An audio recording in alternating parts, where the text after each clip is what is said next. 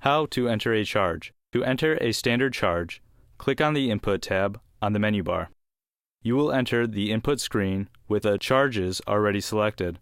Enter the customer number you want to charge, or if you don't know the customer number, click on the customer drop-down arrow, which will display a list of your customers.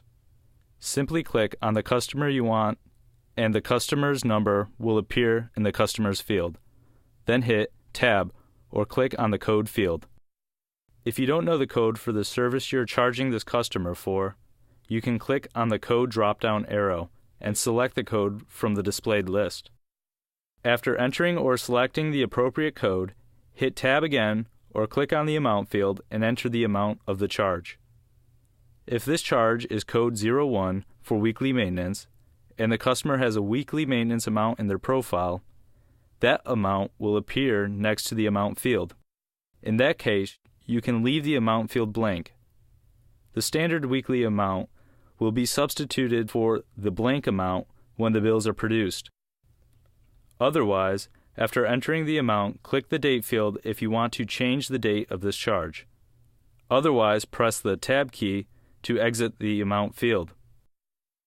To complete this transaction, click on one of the 3 Enter buttons.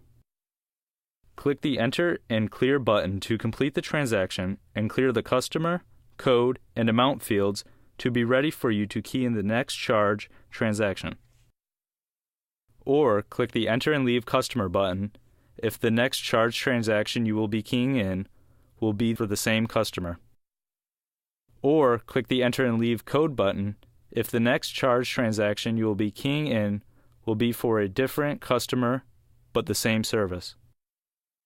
If, at any time, you want to abandon or abort a transaction that you have started, simply click the Clear Delete button. There is another way to exit the amount field after you have keyed in the amount. You can click the Enter button you intend on using twice with a slight pause between clicks. That does the same thing as hitting the Tab key as described before. Aside from just keying in the customer number, code, and date that we have just discussed, there are 2 additional optional fields. The first is Bill Immediate. Clicking the Bill Immediate checkbox tells the system that this charge transaction is to be processed, printed on a special invoice, and mailed to the customer within 24 to 48 hours. The invoice will contain any other Bill Immediate charge transactions that have been submitted for that same customer. If you key in a Bill Immediate transaction and use the Enter and Leave Customer or Enter and Leave Code buttons, the Bill Immediate box will remain checked. So remember to uncheck the box when you are finished keying in the Bill Immediate transactions. It is important to know that the Bill Immediate invoices are for charges only and do not contain any previous balances, payments, or adjustments. They are used to bill the customer shortly after the services are rendered, rather than waiting for the next billing cycle. The second optional field is SUP-info, which stands for Supplementary Information. You can key in up to 10 characters that will be printed next to the code description on the customer's bill. At any time during the process of keying in and entering transactions, you can review the transactions that you have entered so far by clicking the down arrow in Batch View. A drop-down list will appear. You can edit any of the transactions shown by clicking on the transaction. The input screen will reappear, showing that transaction, allowing you to make that change. Then, click on one of the Enter buttons to complete that change. Click the Clear Delete button to delete that transaction. As you enter transactions, they are saved in a batch. A batch can contain any combination of charges, as well as payments and adjustments. Payments and adjustments are discussed elsewhere in this video. Each batch has a number displayed at the top of the screen. Each transaction within the batch has a sequential number also displayed at the top of the screen. It represents the number of the transaction you are currently working on. A batch can contain any number of transactions. However, it is recommended that batches contain no more than 100 transactions. The contents of the batch is what is seen when you click the batch view.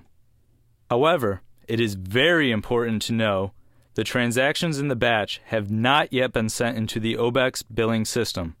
So, when you are done entering all the transactions for this session, you must send the batch into the Obex billing system with the Done Send Batch button.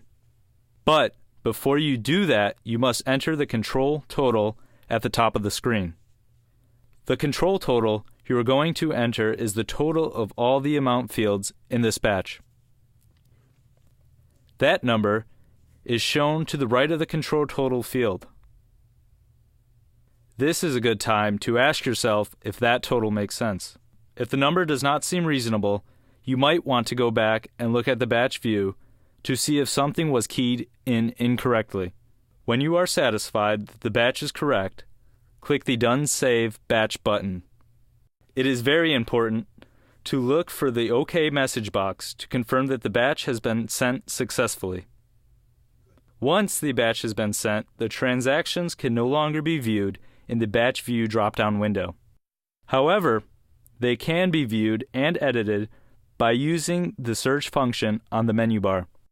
If you leave the input screen before you clicked the Done Send Batch button, you can continue the batch when you return. Remember, leaving the input screen does not send the batch into the Obex billing system. You must click the Done Send Batch button, or the transactions will not be included in the next billing cycle run. There are two types of other charges that you can use. The first is hourly charges, where you can charge a customer for services by the hour. After selecting the code, instead of entering the charge amount, you enter the number of hours and the hourly rate, and the system will calculate the total charge. You can see that charge by looking at the transaction in Batch View. The second other type of charge that you can use is a specialty charge, where you can charge a customer by units of measure, such as per square yard, or per gallon, per bag, etc. After selecting the code, you enter the units of measure and the unit price, and the system will calculate the total charge. You can see the charge by looking at the transaction in Batch View.